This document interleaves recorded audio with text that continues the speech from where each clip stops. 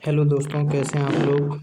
इस वीडियो में हम लोग झारखंड एपीयू का मॉडर्न हिस्ट्री के बारे में जानेंगे। तो चलिए स्टार्ट करते हैं।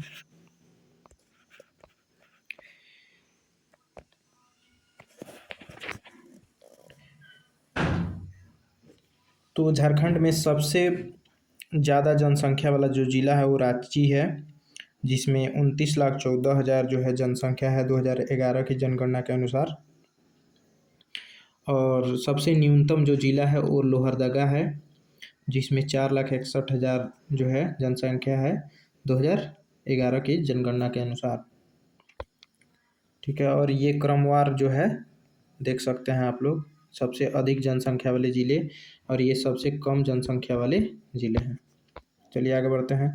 झारखंड में सर्वाधिक दशकीय जनसंख्या वृद्धि दर 1981 से 91 के मध्य 24% रही। ठीक है, जनसंख्या घनत्व जो है 414 प्रति वर्ग किलोमीटर 2011 की जनगणना के अनुसार, और 2001 की जनगणना के अनुसार 338 है प्रति वर्ग किलोमीटर। इसमें सिर्फ हम लोग इम्पोर्टेंट पॉइंट को ही देखेंगे। ठीक है, अब सर्वाधिक जनसंख्या घनत्व जिनका है उसमें 5 जिले ये दिए गए हैं, जिसमें सबसे ज़्यादा धनबाद का है 1316 वर्ग किलोमीटर, और सबसे कम जनसंख्या वाले जो ज़िले हैं ये दिए गए हैं, जिसमें सिमडेगा का सबसे कम है 159। लिंगा अनुपात अगर देख लिया जाए तो 948 जो है प्रति 1000 महिला पर 948 पुरुष हैं। 2001 की जनगणना के अनुसार 941 था। लिंगा अनुपात की दृष्टि से देश में स्थान 17वां है 2011 की जनगणना के अनुसार। सर्वाधिक लिंगा अनुपात वाले 5 जिलों का नाम ये दिया गया है, जिसमें सबसे अधिक लिंगा अनुपात वाला जिला है पश्चिमी सिंहभूम, जिसमें 1005 जो है पुरुष प्रति 1000 महिलाओं पे हैं। और लिंगानुपात में सबसे न्यूनतम पे है धनबाद, जिसमें 909 पुरुष प्रति 909 महिलाएं प्रति 1000 पुरुष पे हैं, और इसमें 905 महिलाएं प्रति 1000 पुरुष पे हैं।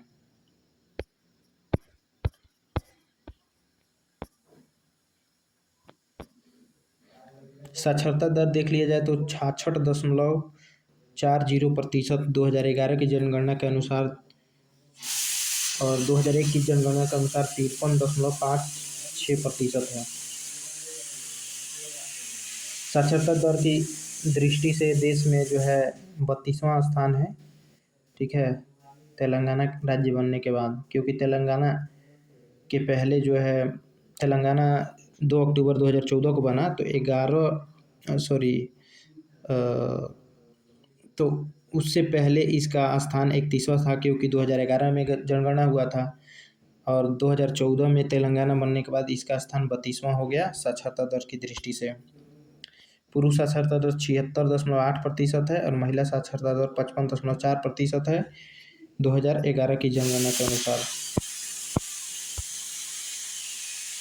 सर्वाधिक साक्षरता वाले जिले में सबसे 1 नंबर स्थान है रांची का 76.06%, और सबसे कम साक्षरता वाले जिला है पाकुड़, जिसमें 48.82% जो है साक्षरता दर है। सर्वाधिक अनुसूचित जाति को अगर देखा जाए तो रांची में है 10,42,000, और न्यूनतम अनुसूचित जाति कोडरमा में है 6,900। सर्वाधिक एसटी देखा जाए अगर शेड्यूल ट्राइब, तो सबसे ज़्यादा खूंटी में है 73%, और न्यूनतम एसटी जो जनसंख्या है वो कोडरमा में है। तो देख लीजिए, न्यूनतम अनुसूचित जनजाति मतलब एससी, न्यूनतम एससी कोडरमा में ही, और न्यूनतम एसटी शेड्यूल ट्राइब भी कोडरमा में ही। लेकिन सर्वाधिक अनुसूचित जनजाति मतलब एससी जो है रांची में है, और सर्वाधिक एसटी मतलब शेड्यूल ट्राइब जो जनजाति है वो खूंटी में है। अनुसूचित जनसंख्या के मामले में झारखंड भारत का 6वां राज्य है।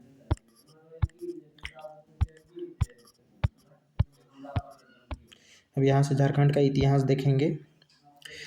झाड़ियों एवं वनों की बहुलता के कारण इस राज्य का नाम झारखंड पड़ा है। थोड़ा सा इसका ब्राइटनेस बढ़ा लेते हैं।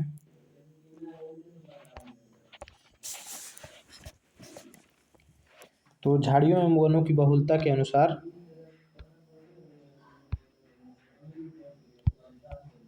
ये ठीक है। हाँ, ये वाला ठीक है नहीं। झाड़ियों एवं वनों की बहुलता के कारण इस राज्य का नाम झारखंड पड़ा।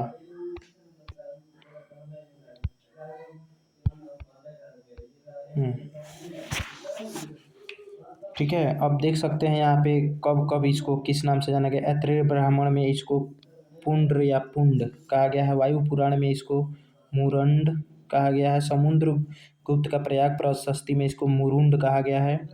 और विष्णु पुराण में मुंड कहा गया। तो इम्पोर्टेंट जो है समुद्र गुप्त का प्रयाग प्रशस्ति देख लीजिएगा, इसमें मुरुंड कहा गया है। और महाभारत में इसको पुंडरिक या पशु भूमि कहा गया है। और यहाँ स्टार दिया गया है, इसका मतलब है कि पूछ चुका है। ठीक है,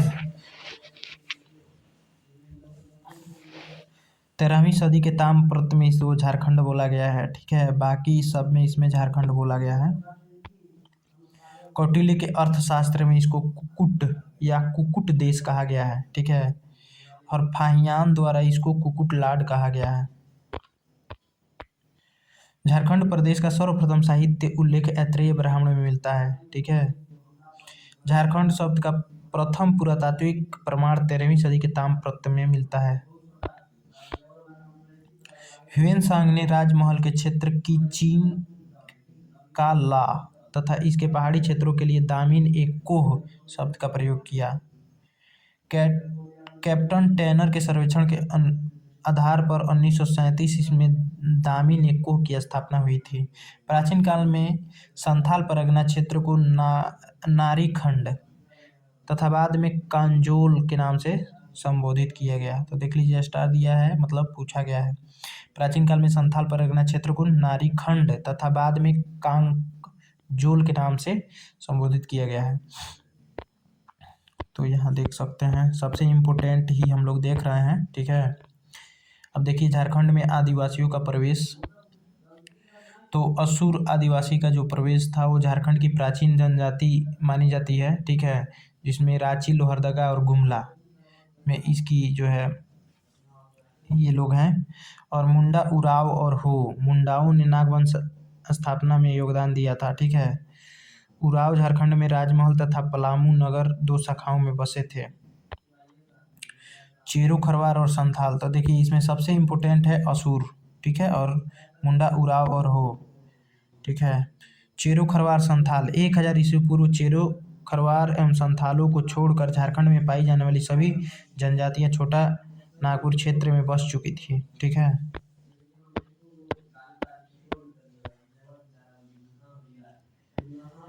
चलिए अब यहाँ पे हम लोग प्रागैतिहासिक काल में झारखंड के बारे में जानेंगे। ठीक है, वह काल जिसके लिए कोई लिखित साक्ष्य उपलब्ध नहीं है बल्कि पुरातात्विक साक्ष्यों पर निर्भर रहना पड़ता है, उसे प्रागैतिहासिक काल कहते हैं। यहाँ पे आप लोग पाषाण काल, मध्य पाषाण काल, नवपाषाण काल पढ़ सकते हैं। ठीक है, इसमें हम वही देखेंगे जो सिर्फ इम्पोर्टेंट है। ताम्र पाषाण काल, तो इसका काल क्रम जो है 4000 ईस्वी पूर्व से 1000 ईस्वी पूर्व माना जाता है। मध्य पाषाण काल, इसका कालक्रम 1000 से 4000 ईस्वी पूर्व माना जाता है। ताम्र पाषाण काल तो अभी देख लिए।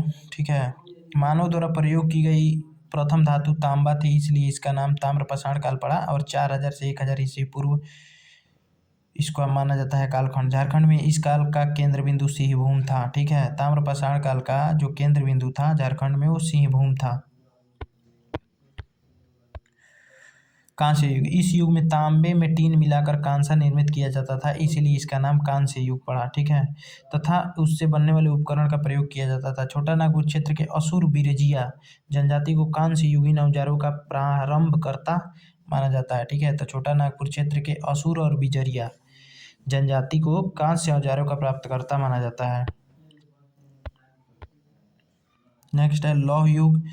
तो झारखंड के असुर तथा बिरजिया जनजाति को ही लौह युग से निर्मित औजारों का प्रारंभकर्ता माना जाता है। इस युग में झारखंड का संपर्क सुदूर प्रदेश राज्यों से भी था। ठीक है, झारखंड में निर्मित लोहे को इस युग में मेसोपोटामिया तक भेजा जाता था, जहां दाशमिक में इस लोहे से तलवार का निर्माण किया जाता था। ठीक है, तो देख लीजिए इम्पोर्टेंट।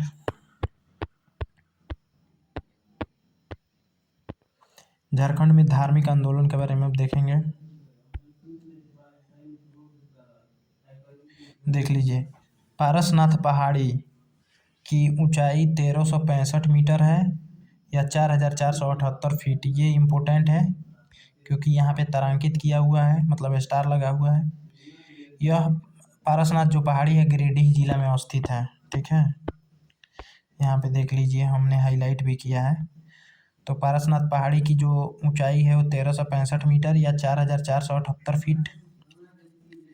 ठीक है, गिरिडीह में अवस्थित है और यहाँ जैनियों के 23वें तीर्थंकर पार्श्वनाथ का निर्माण 717 ईस्वी पूर्व में हुआ था। तो देख लीजिए, इसीलिए ये इम्पोर्टेंट है। पारसनाथ पहाड़ी जैनियों के जो 23वें तीर्थंकर पार्श्वनाथ थे उनका जन्म 717 ईस्वी पूर्व में हुआ था। ठीक है, इसीलिए इम्पोर्टेंट है ये। बाकी आप लोग इसमें पढ़ लीजिएगा वीडियो को स्टॉप करके। सिंह भूम के बेनू सागर से 7वीं शताब्दी की जैन मूर्तियां प्राप्त हुई हैं। ठीक है, सिंह भूम के आरंभिक निवासी जैन धर्म को मानने वाले थे, जिन्हें सरक कहा जाता था। देख लीजिए, सिंह भूम के जो आरंभिक निवासी थे वो जैन धर्म के मानने वाले थे और उन्हें सरक कहा जाता था। मूर्तिया गांव, यह पलामू में अवस्थित है। मूर्तिया गांव, यहाँ से एक सिंह शीर्ष मिला है जो सांची स्तूप के द्वार पर उत्कीर्ण सिंह शीर्ष से मेल खाता है।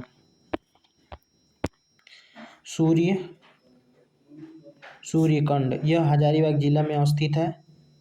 यहाँ से बुद्ध की प्रस्तर मूर्ति मिली है। कंटुआ गांव, यह गुमला में अवस्थित है, गुमला जिले में। यहाँ से बुद्ध की प्रतिमा मिली है।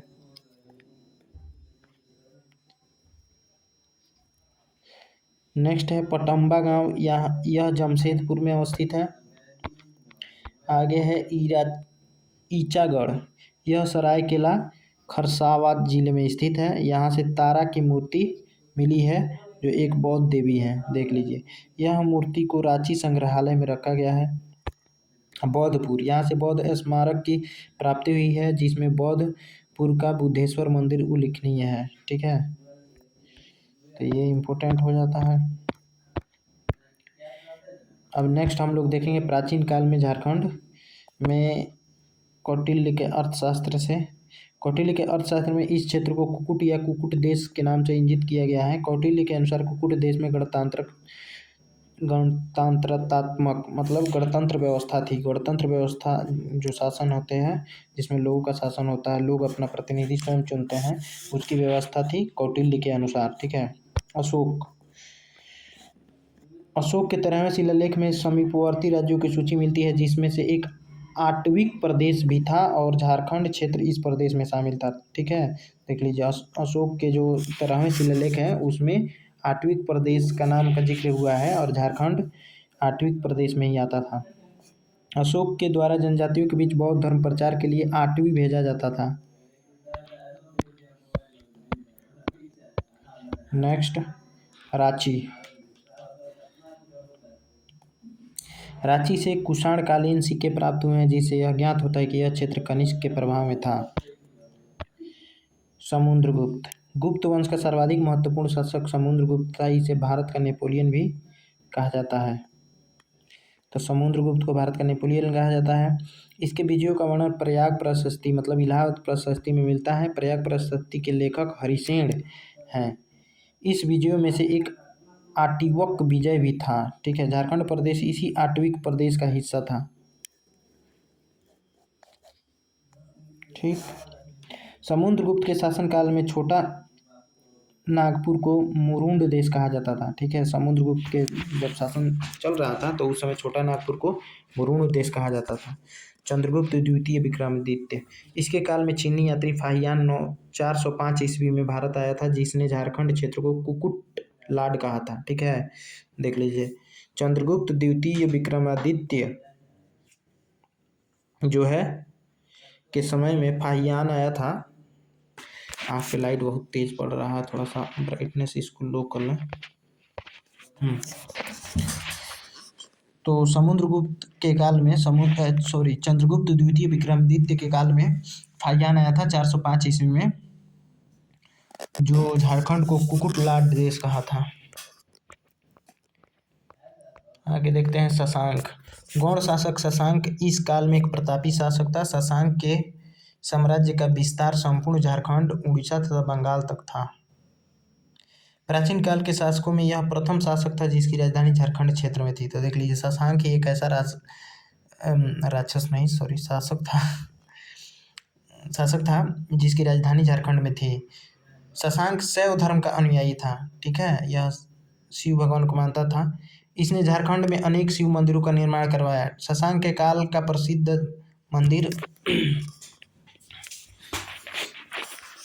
मंदिर वेणु सागर है। ठीक है, जो कि एक शिव मंदिर है। यह मंदिर सिंहभूम और मयूरभंज की सीमा क्षेत्र पर अवस्थित कोचांग में स्थित है। ठीक है, तो देख लीजिए, शशांक ने एक मंदिर का निर्माण करवाया था जिसका नाम है वेणु सागर। ठीक है, शशांक ने बौद्ध धर्म के प्रति असहिष्णुता की नीति अपनाई। तो देख लीजिए, शशांक चूंकि शैव धर्म को मानता था, इसीलिए बौद्ध धर्म के प्रति इसकी रवैया ठीक नहीं थी, जिसका उल्लेख ह्वेन-त्सांग ने किया है। ठीक है, तो ह्वेन-त्सांग ने बताया है कि इसकी रवैया ठीक नहीं थी। शशांक ने झारखंड के सभी बौद्ध केंद्रों को नष्ट कर दिया। देख रहे हैं, इस तरह झारखंड में बौद्ध जैन धर्म के स्थान पर हिंदू धर्म की महत्ता स्थापित हो गई। हर्षवर्धन। हर्षवर्धन वर्धन वंश का सर्वाधिक शक्तिशाली शासक था। ठीक है, इसके साम्राज्य में कजांगल मतलब राजमहल का कुछ भाग शामिल था। कजांगल राजमहल में ही हर्षवर्धन ह्वेन-त्सांग से मिला था। ठीक है, अब देखेंगे मध्यकाल में झारखंड।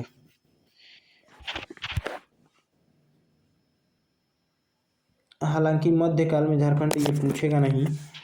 ठीक है, क्योंकि उसमें सिर्फ अगर जिनको पढ़ना है यहाँ पढ़ सकते हैं, वीडियो स्टॉप करके। हम लोग मॉडर्न वाला पढ़ेंगे क्योंकि मॉडर्न वाला ज़्यादा इम्पोर्टेंट है। खिलजी, बख्तियार खिलजी, ये सब देख लीजिएगा लोधी। चलिए हम लोग मॉडर्न वाला देखते हैं क्योंकि मॉडर्न वाला सिलेबस में दिया है।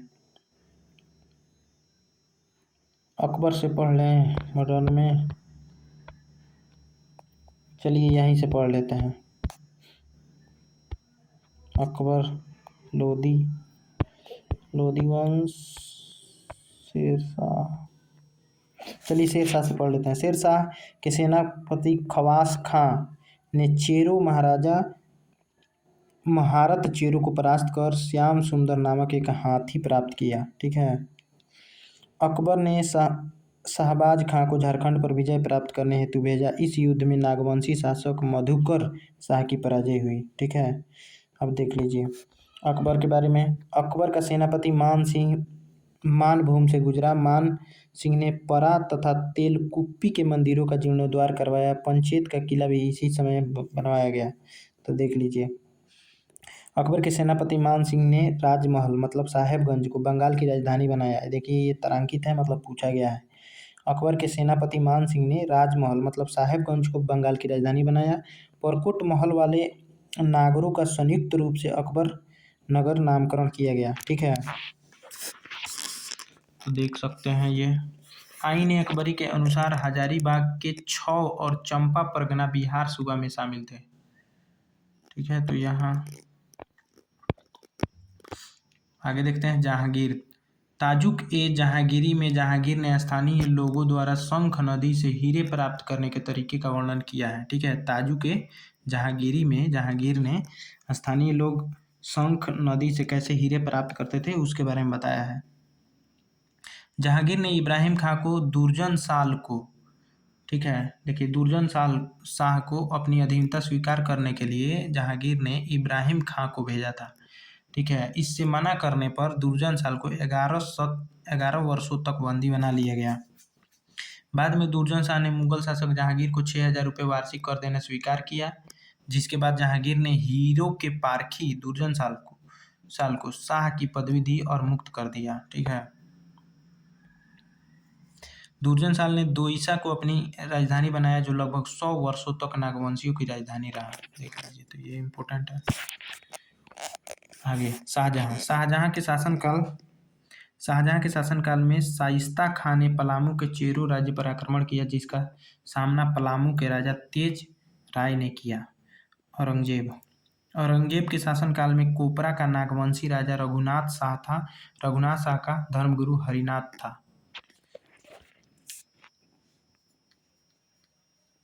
रघुनाथ शाह अत्यंत धार्मिक प्रवृत्ति और दानी स्वभाव का था। रघुनाथ शाह ने मदन मोहन मंदिर रांची का निर्माण करवाया। देख लीजिए, इम्पोर्टेंट है और ये मॉडर्न में आएगा, ठीक है, इसलिए ये इम्पोर्टेंट हो जाता है। अब देखिए, पादशाहनामा एवं आलमगीरनामा के अनुसार औरंगा नदी के किनारे 1660 में चेरो राजा साहब राय तथा अंग्रेज के सेनापति दाऊद खान के बीच युद्ध हुआ, जिसमें साहब राय की पराजय हुई। ठीक है। झारखंड में धनबाद एकमात्र ऐसा क्षेत्र था जो मुस्लिम आक्रमण से पूर्णतः बचा रहा था। देख लीजिए, धनबाद एक ऐसा जगह था झारखंड का जो मुस्लिम आक्रमणकारियों से बचा रहा पूर्णतः, पूरी रूप से। अगला है झारखंड का मुंडा राज। झारखंड की जनजातियों में मुंडाओं ने ही सर्वप्रथम राज्य निर्माण की प्रक्रिया प्रारंभ की। रीता मुंडा या रीसा मुंडा को ही सर्वप्रथम झारखंड में राज्य निर्माण की प्रक्रिया शुरू करने का श्रेय जाता है, तो ये इम्पोर्टेंट हो जाता है।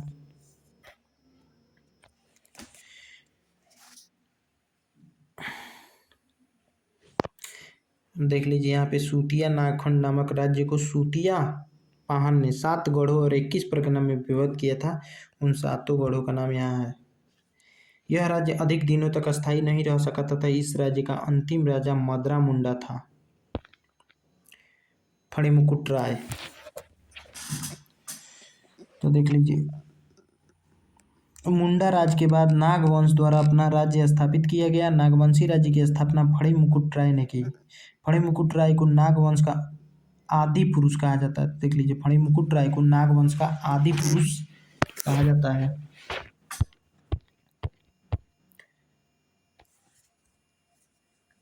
फणिमुकुट राय ने अपनी राजधानी सुतियाम्बे को बनाया तथा वहां एक सूर्य मंदिर का निर्माण करवाया। देख लीजिए, तो अगर पूछेगा कि सुतियाम्बे को किसने अपनी राजधानी बनाई, तो फणिमुकुट राय ने।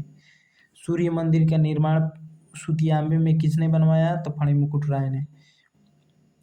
प्रताप राय ने अपनी राजधानी सुतियाम्बे से चुटिया स्थानांतरित की, तो ये भी इम्पोर्टेंट हो जाता है कि चुटिया अपनी राजधानी किसने बनाया, तो प्रताप राय ने।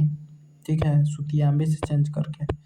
भीमकर्ण प्रथम प्रतापी शासक था जिसने राय के स्थान पर कर्ण की उपाधि धारण की। ठीक है, तो भीमकर्ण एक ऐसा प्रतापी शासक था जिसने कर्ण की उपाधि धारण की थी। भीमकर्ण के काल में सरगुजा के रक्सेल राजा ने नागवंशी राज्य पर आक्रमण कर दिया, जिससे बरवा की लड़ाई के नाम से जाना जाता है। ठीक है, तो पूछ सकता है बरवा की लड़ाई से आप क्या समझते हैं।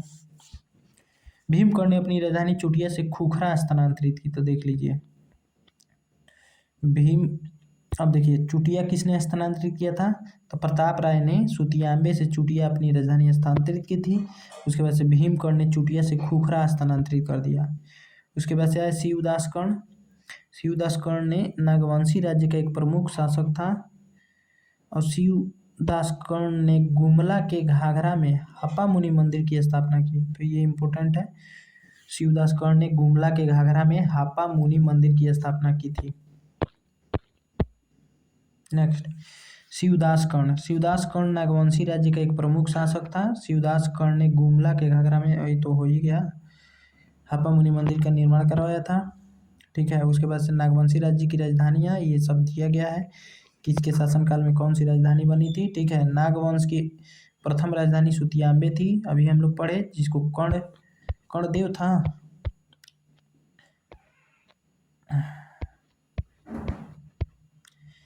फणिमुकुट राय, ठीक है, फणिमुकुट राय ने अपनी राजधानी सुतियाम्बे बनाया था। ठीक है ना, तो फणिमुकुट राय सबसे पहला राजधानी सुतियाम्बे में बनाया था फणिमुकुट राय ने। ठीक है, तो यहाँ देख सकते हैं सुतियांबे पहली राजधानी थी, मणिमुकुट राय ने बनाया। अंतिम राजधानी रातूगढ़ थी, जिसको प्रताप उदय नाथ शाहदेव ने बनाया था। ठीक है, तो ये देख सकते हैं, इम्पोर्टेंट है। चलिए आगे देखते हैं। प्रारंभ में पलामू रक्सेलों के प्रभाव में था। रक्सेल स्वयं को राजपूत कहते थे। ठीक है, तो पूछ सकता है कि प्रारंभ में पलामू किसके प्रभाव में था, तो रक्सेलों के। अब सिंहभूम का सिंह वंश देख लिया जाए। तो हो जनजाति के अनुसार सिंहभूम का नामकरण उसके कुल देवता सिंहबोंगा के नाम पर हुआ है। ठीक है, सिंह वंश के ग्रंथ वंश प्रभा लेखन में सिंह वंश की दो शाखाओं का वर्णन मिलता है, पहली शाखा तथा दूसरी शाखा। ठीक है, पहली शाखा 8वीं सदी के आरंभ में सिंह वंश की पहली शाखा की स्थापना हुई थी। इस शाखा का संस्थापक काशीनाथ सिंह था। तो यहाँ देख सकते हैं।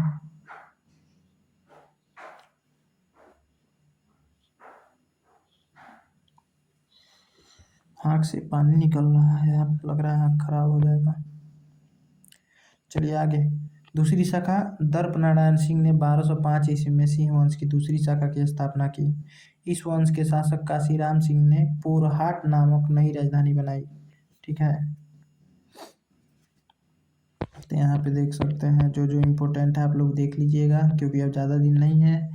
झारखंड एपीओ मानभूम के मान वंश, तो देख लीजिए।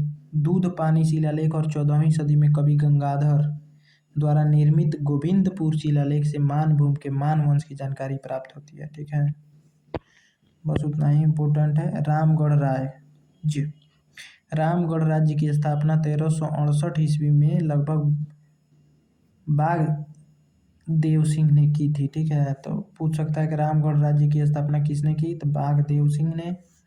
कब की थी, तो 1368 में।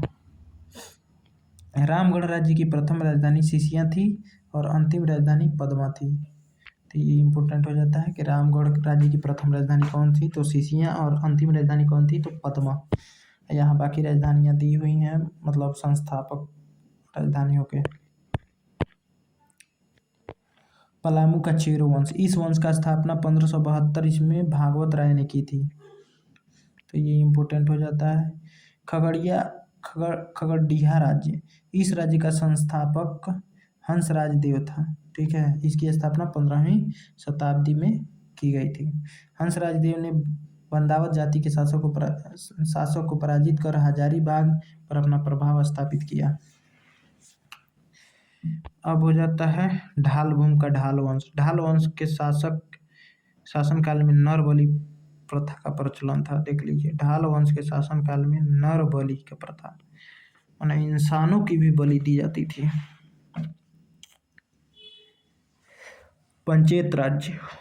पंचेत राज्य मानभूम का सर्वाधिक शक्तिशाली राज्य था। इस राज्य का राज चिन्ह कपिला गाय का पूंछ या चंवर था।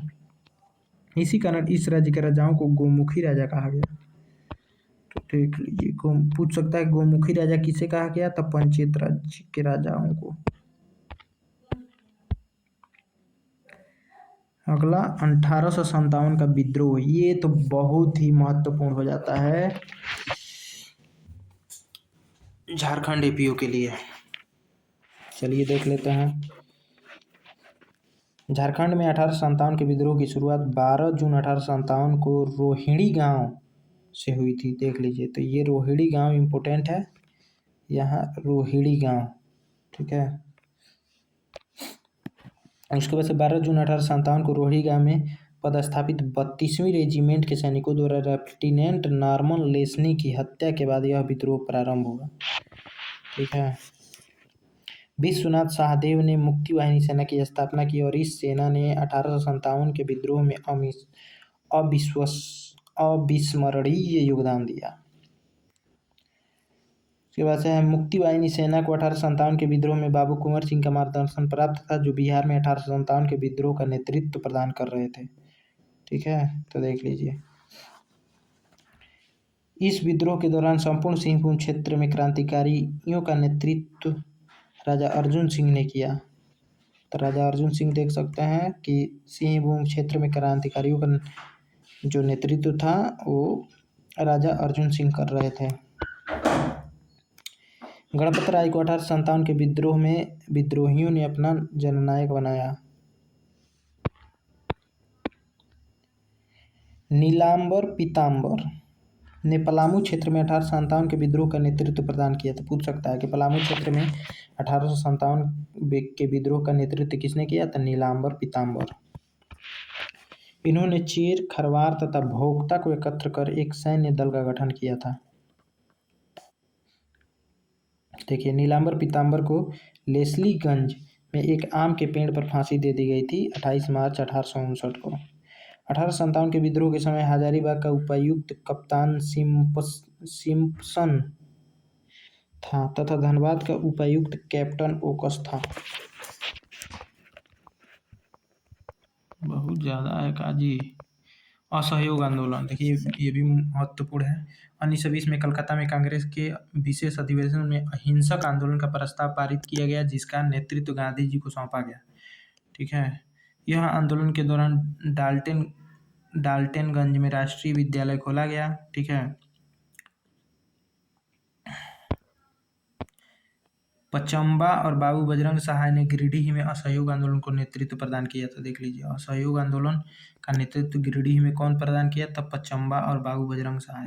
गोल्डन लीग नामक संस्था, जो कि विदेश वस्तु बहिष्कार एवं स्वदेशी आंदोलन के लिए काम करती थी, देवघर में इसकी स्थापना की गई थी। तो पूछ सकता है कि गोल्डन लीग की स्थापना कहाँ की गई थी? तो देवघर में।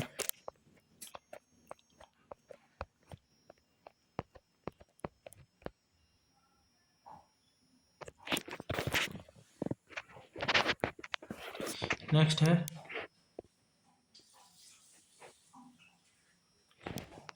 पचम्बा और बाबू बजरंग सहाय ने गिरिडीह में असहयोग आंदोलन को नेतृत्व प्रदान किया। तो ये ठीक है। देशेर कथा की रचना इसी दौरान सखाराम गणेश देउस्कर द्वारा की गई थी। ठीक है, तो पूछ सकता है कि देशेर कथा की रचना किसके द्वारा की गई थी? तो सखाराम गणेश देउस्कर द्वारा। इस आंदोलन के दौरान धनी सिंह खरवार को पलामू का राजा घोषित किया गया। ठीक है, तो पूछ सकता है कि असहयोग आंदोलन के समय पलामू का राजा किसे घोषित किया गया था? तो धनी सिंह खरवार को। नेक्स्ट, सविनय अवज्ञा आंदोलन। गांधी जी ने प्रसिद्ध दांडी यात्रा 12 मार्च 1930 का सविनय अवज्ञा आंदोलन प्रारंभ किया। इस क्रम में गांधी जी अपने अनुयायियों के साथ साबरमती आश्रम से दांडी गांव पहुंचे। 6 अप्रैल 1930 को दांडी में सांकेतिक रूप से नमक कानून भंग किया गया। तो देख लीजिए, 12 मार्च को दांडी यात्रा शुरू की गई थी और 6 अप्रैल 1930 को पूरा हुआ। उसी दिन नमक कानून का भंग किया गया गांधी जी के द्वारा। झारखंड के कृष्ण वल्लभ सहाय ने भी हजारीबाग में नमक बनाकर इस आंदोलन को प्रसारित किया, जिसके लिए उन्हें खजांची तालाब में एक वर्ष का कारावास की सजा मिली। सत्याग्रह, नमक सत्याग्रह का नेतृत्व जमशेदपुर में ननी गोपाल मुखर्जी तथा पलामू में सोनार सिंह खरवार व चंद्रिका प्रसाद वर्मा ने किया। आंदोलन के प्रचार प्रसार के लिए जेल में बंद राम वृक्ष बेनीपुरी ने कैदी नामक हस्तलिखित पत्रिका निकाली। तो देख लीजिए, ये भी काफी इम्पोर्टेंट है। राम वृक्ष बेनीपुरी ने जेल में ही कौन सी पत्रिका निकाली? तो कैदी नामक। इसी क्रम में महामाया प्रसाद सिन्हा तथा भवानी दयाल सन्यासी ने जेल में रहकर कारागार नामक हस्तलिखित पत्रिका निकाली। तो पूछ सकता है कि कारागार नामक हस्तलिखित पत्रिका किसने निकाली? तो महामाया प्रसाद सिन्हा और भवानी दयाल सन्यासी ने। ठीक है, यदुवंश सहाय के नेतृत्व में झारखंड में संपूर्ण किसान आंदोलन चलाया गया। इस वीडियो में हम लोग सिर्फ इम्पोर्टेंट ही देख रहे हैं। अगर आपको वीडियो अच्छा लगे तो प्लीज लाइक सब्सक्राइब करना ना भूलें। अब देखते हैं व्यक्तिगत सत्याग्रह। तो भारत की आज़ादी के लिए गांधी जी द्वारा ब्रिटेन पर नैतिक दबाव बनाने हेतु व्यक्तिगत सत्याग्रह प्रारंभ किया गया तथा विनोबा भावे प्रथम सत्याग्रही बने। इसी सत्याग्रह के दौरान गांधी जी का अंतिम बार 1940 में झारखंड आगमन हुआ था। तो देख लीजिए, गांधी जी झारखंड आगमन 1940 में अंतिम आना हुआ था 1940 में। व्यक्तिगत आंदोलन के समय। भारत छोड़ो आंदोलन 8 अगस्त 1942 को बम्बई में अखिल भारतीय कांग्रेस कमेटी की बैठक में भारत छोड़ो प्रस्ताव पारित किया गया। तब पूछ सकता है कि भारत छोड़ो प्रस्ताव कहाँ पारित किया गया, कब पारित किया गया? तो 8 अगस्त 1942 को बम्बई में अखिल भारतीय कांग्रेस कमेटी की बैठक में। ठीक है,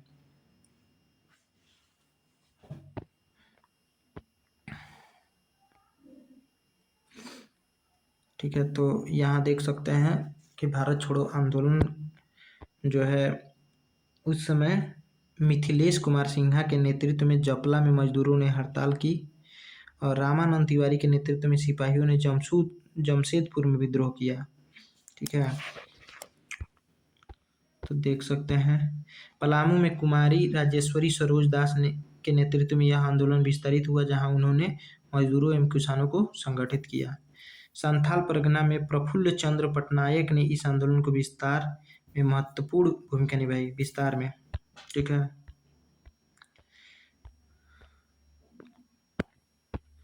तो देख सकते हैं यहाँ पे इस क्रम में 1920 में जमशेदपुर वर्क्स एसोसिएशन की स्थापना की गई, जिसे एस.एन. हलधर तथा व्योमेश चक्रवर्ती ने नेतृत्व प्रदान किया। ठीक है, तो ये देख सकते हैं काफी इम्पोर्टेंट है। 1928 इसमें Tata iron and steel works की हड़ताल को समाप्त करने के लिए सुभाष चंद्र बोस का महत्वपूर्ण योगदान रहा। उन्होंने मजदूरों तथा मिल प्रबंधक के बीच समझौता कराने में अग्रणी भूमिका निभाई थी। वर्ष 1929 में जवाहरलाल नेहरू की अध्यक्षता में झरिया में भारतीय ट्रेड यूनियन कांग्रेस का अधिवेशन आयोजित किया गया। अन्य महत्वपूर्ण तथ्य: श्याम कृष्ण सहाय ने 1917 में गांधी जी को रांची आने का निमंत्रण दिया तथा 4 जून 1917 को ब्रज किशोर बाबू के साथ महात्मा गांधी रांची पहुंच गए। पलामू जिला में कांग्रेस कमेटी की स्थापना बिंदेश्वरी पाठक और भागवत पांडे ने की थी। तो ये इम्पोर्टेंट हो जाता है कि जिला कांग्रेस कमेटी की स्थापना किसने की थी पलामू में, तो बिंदेश्वरी पाठक और भागवत पांडे। डाल्टनगंज मतलब मेदिनीनगर में एक राष्ट्रीय विद्यालय की स्थापना की गई, जिसके प्रधानाध्यापक बिंदेश्वरी पाठक बनाए गए। बिहार स्टूडेंट कॉन्फ्रेंस का 15वां अधिवेशन 1920 में C.F. एंड्रयूज की अध्यक्षता में डाल्टनगंज में तथा 16वां अधिवेशन 1921 में हजारीबाग में सरला देवी की अध्यक्षता में हुआ।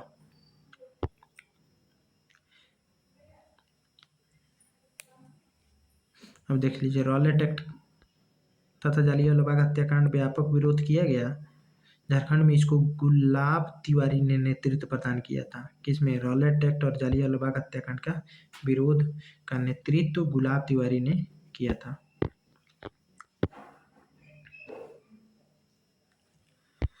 चलिए, तो चलिए थोड़ा सा और बचा होगा, जल्दी कर लेते हैं। समग्र देश के साथ झारखंड में भी रॉलेट एक्ट तथा जालियांवाला बाग हत्याकांड का व्यापक विरोध किया गया। झारखंड में इसको गुलाब तिवारी ने नेतृत्व प्रदान किया। ये तो हो गया, आगे बढ़ते हैं। ढाल विद्रोह। ढाल विद्रोह झारखंड प्रदेश में अंग्रेजों के विरुद्ध प्रथम विद्रोह था। ठीक है, तो देख लीजिए, ढाल विद्रोह जो झारखंड में अंग्रेजों के विरुद्ध प्रथम विद्रोह था। ढाल विद्रोह का अर्थ है ढाल राजा के नेतृत्व में संपूर्ण ढाल राज्य की जनता का विद्रोह। इस विद्रोह को ढाल भूमि के अपदस्थ राजा जगन्नाथ ढाल ने नेतृत्व प्रदान किया था। ठीक है, झारखंड में अंग्रेजों का प्रथम प्रवेश सिंहभूम की ओर से हुआ था। तो देख सकते हैं झारखंड में अंग्रेजों का जो प्रवेश था किधर से हुआ था सिंहभूम की ओर से। आगे चुआर विद्रोह। अंग्रेज जंगल महल के भूमिकों को चुआर या चोआड़ कहते थे, जिसके कारण इनके विद्रोह का नाम चुआर विद्रोह पड़ा। इस विद्रोह का प्रमुख कारण चुआरों द्वारा लगान नहीं देने के कारण पंचायत राज्य को नीलाम किया जाना था। चेरो विद्रोह, ये काफी इम्पोर्टेंट है। उत्तराधिकार की इस लड़ाई में पलामू के चेरो राजा चित्रजीत राय ने अपने दीवान जयनाथ सिंह के साथ मिलकर अंग्रेजों के विरुद्ध विद्रोह कर दिया। इस विद्रोह का दूसरा चरण सन 1800 में भूखन सिंह के नेतृत्व में प्रारंभ हुआ। भोक्ता विद्रोह। यह विद्रोह चेरो विद्रोह के समानांतर प्रारंभ हुआ तथा उनके पूरक के रूप में संचालित हुआ। इस विद्रोह का नेतृत्व जगन्नाथ सिंह भोक्ता ने किया था। तो देख लीजिए, भोक्ता विद्रोह जगन्नाथ सिंह भोक्ता ने इसका नेतृत्व किया था। ठीक है। विद्रोह का मुख्य कारण कंपनी द्वारा जयनाथ सिंह को पलामू किला छोड़ने से संबंधित दिया जाने वाला आदेश था। पहाड़िया विद्रोह देख लीजिएगा आप लोग। तिलका आंदोलन, ये इम्पोर्टेंट है। तिलका आंदोलन तिलका माझी और उनके समर्थकों द्वारा चलाया गया था। कब? 1783 से 85 के बीच। तिलका माझी उर्फ जाबरा पहाड़िया ने इस आंदोलन के जन आंदोलन का स्वरूप दिया और अपने आंदोलन के प्रचार प्रसार हेतु साल के पत्तों का प्रयोग किया। इस विद्रोह के दौरान 13 जनवरी 1784 को तिलका माझी ने तीर मारकर क्लीवलैंड की हत्या कर दी। ठीक है ना। तो देख लीजिए, तिलका माझी ने 13 जनवरी 1784 को तीर मारकर क्लीवलैंड की हत्या कर दी।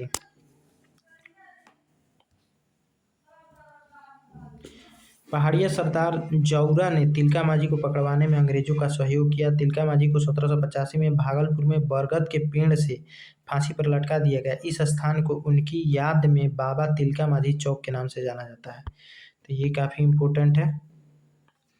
किस पेड़ से लटकाया गया? तो बरगद के पेड़ से। कब? तो 1785 में।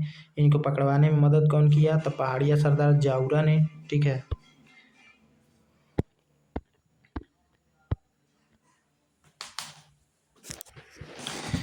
आगे देखते हैं। झारखंड के स्वतंत्रता सेनानियों में सर्वप्रथम शहीद होने वाले सेनानी तिलका माझी थे। तो ये इंपॉर्टेंट है। तिलका माझी अंग्रेज के विरुद्ध विद्रोह करने वाले प्रथम आदिवासी थे तथा इनके आंदोलन में महिलाओं ने भी महत्वपूर्ण भागीदारी दर्ज की थी।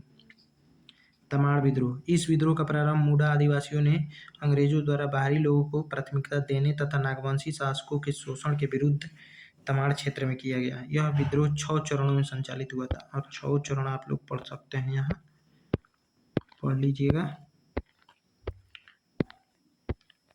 चलिए, तमाड़ विद्रोह अंग्रेजों के विरुद्ध जनजातियों द्वारा लड़ा गया सबसे लंबा और बृहत विद्रोह था।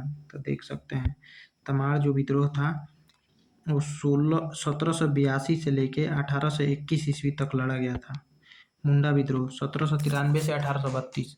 झारखंड के इतिहास में मुंडाओं के विद्रोह का संख्या अनेक है, किंतु बिरसा मुंडा के नेतृत्व में संचालित मुंडा उलगुलान इसमें सर्वाधिक संगठित और व्यापक स्वरूप है। तो देख लीजिए, मुंडा विद्रोह में मुंडा उलगुलान जो बिरसा मुंडा द्वारा चलाया गया था वो काफ़ी इम्पोर्टेंट है। यहाँ आप लोग सब उसका डेट वाइज देख सकते हैं।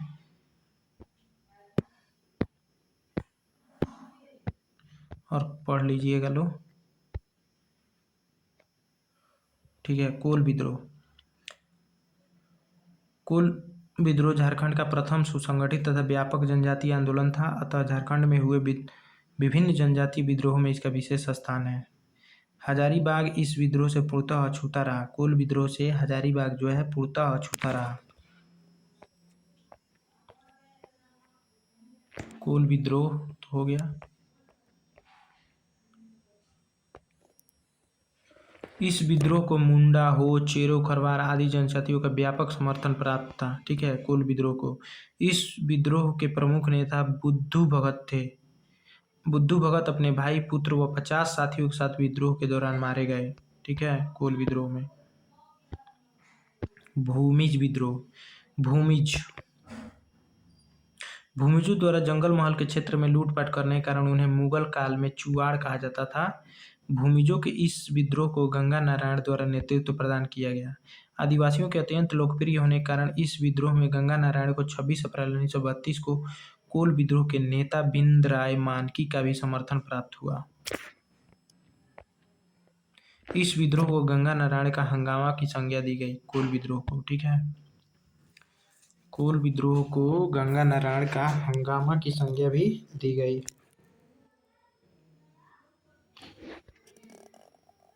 क्योंकि इसका नेतृत्व गंगा नारायण ने ही 26 अप्रैल 1932 को सहयोग दिया था।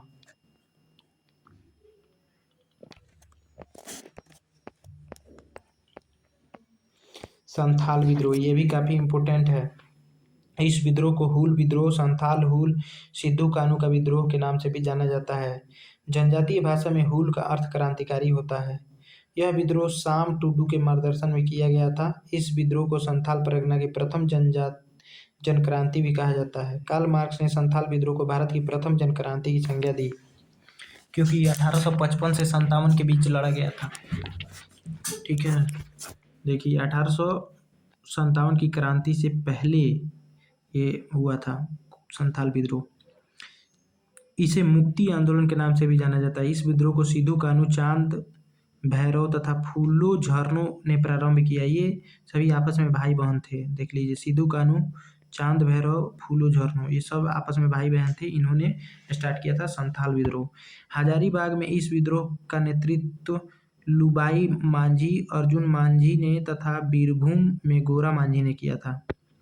इस विद्रोह का प्रारंभ 1855 में हुआ। तब प्रारंभ हुआ जब संथालों ने अंग्रेजों के उपनिवेशवाद तथा अंग्रेजों तथा गैर आदिवासियों के शोषण के खिलाफ संघर्ष छेड़ने का निर्णय लिया। इस विद्रोह से पूर्व 30 जून 1855 को भागनाडीह गांव में लगभग 400 आदिवासियों द्वारा एक सभा की गई, जिसमें अपना देश अपना राज का नारा दिया गया तथा विद्रोह का बिगुल फूंका गया। इस सभा में सिद्धू को राजा तथा कान्हू को मंत्री, चांद को प्रशासक तथा भैरव को सेनापति नियुक्त किया गया था। ये सभी लोग आपस में भाई बहन थे। अगला, इस विद्रोह का दमन करने के लिए 7 जुलाई 1855 को जनरल लायड के नेतृत्व में सेना की एक टुकड़ी भेजी गई, परंतु सेना का मेजर बारो संथालों के साथ युद्ध में पराजित हो गया। देख रहे हैं, संथालों ने अंग्रेजों को पराजित कर दिया। इस विद्रोह को दबाने में अंग्रेज अधिकारी कैप्टन अलेक्जेंडर, लेफ्टिनेंट थॉमसन एवं लेफ्टिनेंट रीड ने महत्वपूर्ण भूमिका निभाई। देख रहे हैं, 3 लोग मिलकर, पढ़े लिखे विद्वान, इस विद्रोह को दबाने में महत्वपूर्ण भूमिका निभाई। ठीक है, देखिए, इस विद्रोह में 50,000 से अधिक संथाली पुरुष महिला ने भागीदारी की, जिसमें 15,000 से अधिक लोग मारे गए। इस विद्रोह के दमन के उपरांत संथाल क्षेत्र में 30 नवंबर 1856 को नॉन रेगुलेशन नामक अलग जिला बना दिया गया, जिसे बाद में संथाल परगना के नाम से जाना गया। देख रहे हैं, अलग ही जिला इसको बना दिया गया। इसके बाद संथाल परगना जिला का प्रथम न्यायाधीश एशली एडन था। इस विद्रोह में व्यापक नरसंहार होने के कारण इसे खूनी विद्रोह कहा गया, क्योंकि इसमें 15,000 से ज़्यादा लोग मारे गए थे। ठीक है, 50,000 से अधिक संथाली महिला पुरुष इसमें भाग लिए थे। तो काफ़ी महत्वपूर्ण आंदोलन था ये। सफाहोड़ आंदोलन। सफाहोड़ का अर्थ होता है सिंगबोगा के प्रति समर्पण। इस विद्रोह के अंतर्गत लाल हेम्ब्रम उर्फ लाल बाबा ने आदिवासियों के धार्मिक व चारित्रिक उत्थान पर बल दिया। लाल बाबा ने इस आंदोलन में शामिल लोगों को राम नाम का मंत्र दिया तथा मांस मदिरा सेवन से रोका। इस आंदोलन का संबंध मूलतः मुंडा जनजाति से था। किसका? सफाहोड़ आंदोलन का। खरवार आंदोलन पढ़ लीजिएगा। बिरसा आंदोलन देखते हैं, इम्पोर्टेंट है। इस आंदोलन को मुंडा उलगुलान भी कहा जाता है।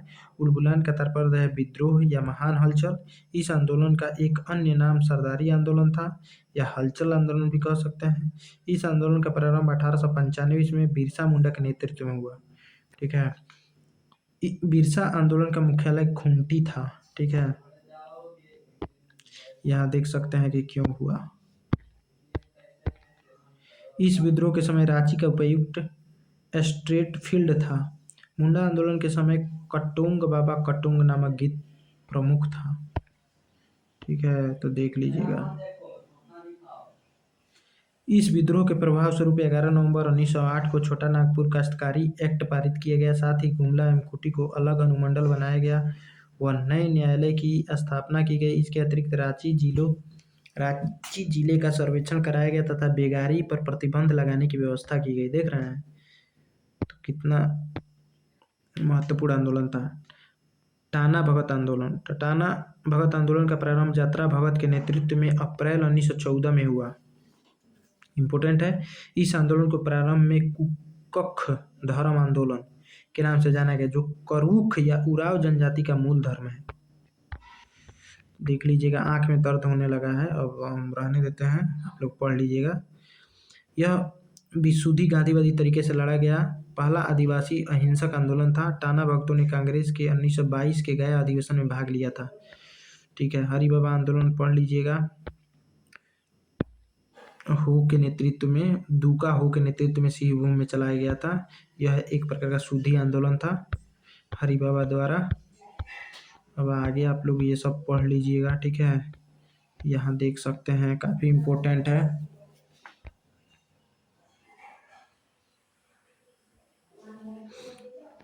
ये आंदोलन कब हुआ, नेतृत्वकर्ता कौन थे, ये महत्वपूर्ण है, ठीक है। देख सकते हैं यहाँ पे।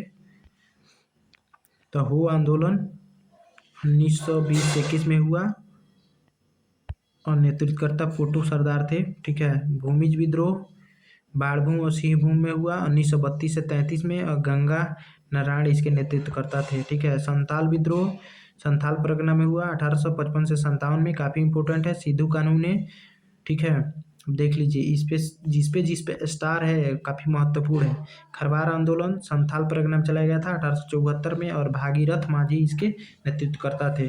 मुंडा उलगुलान रांची खूंटी में चलाया गया था 1895 से 90 के बीच में, 1900 के बीच में। बिरसा मुंडा इसके नेतृत्वकर्ता थे। टाना भगत आंदोलन 1913 से 14 में चलाया गया था, जतरा भगत इसके नेतृत्वकर्ता थे। तो ये इंपॉर्टेंट हो जाता है, देख लीजिएगा, फिर ये पढ़ लीजिएगा, ठीक है।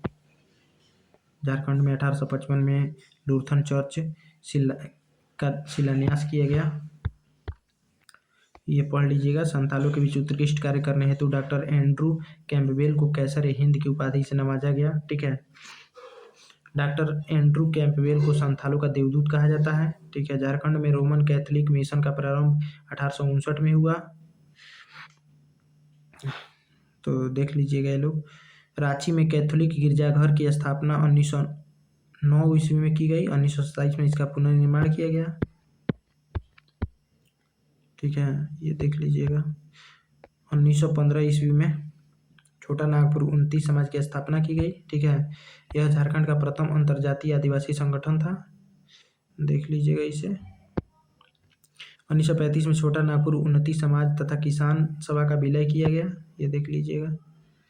1948 में जस्टिन डी चर्च तथा जयपाल सिंह मुंडा द्वारा यूनाइटेड पार्टी का गठन किया गया, ठीक है। 1950 में जयपाल सिंह मुंडा द्वारा आदिवासी महासभा का नाम परिवर्तित करके झारखंड पार्टी कर दिया गया। जयपाल सिंह मुंडा ने संविधान सभा में छोटा नागपुर के आदिवासी नेता के रूप में प्रतिनिधित्व किया था, देख लीजिएगा। सोनत संथाल समाज की स्थापना सन 1969 में शिबू सोरेन द्वारा की गई थी। बाकी आप लोग अब देख लीजिएगा दोस्तों, आँख बहुत दर्द कर रहा है, ये देख लीजिएगा।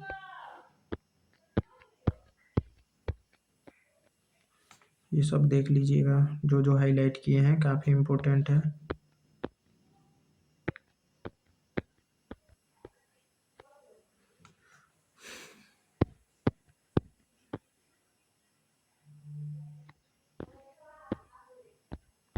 तो धन्यवाद दोस्तों, रहने देते हैं, टाइम भी ज़्यादा हो गया है।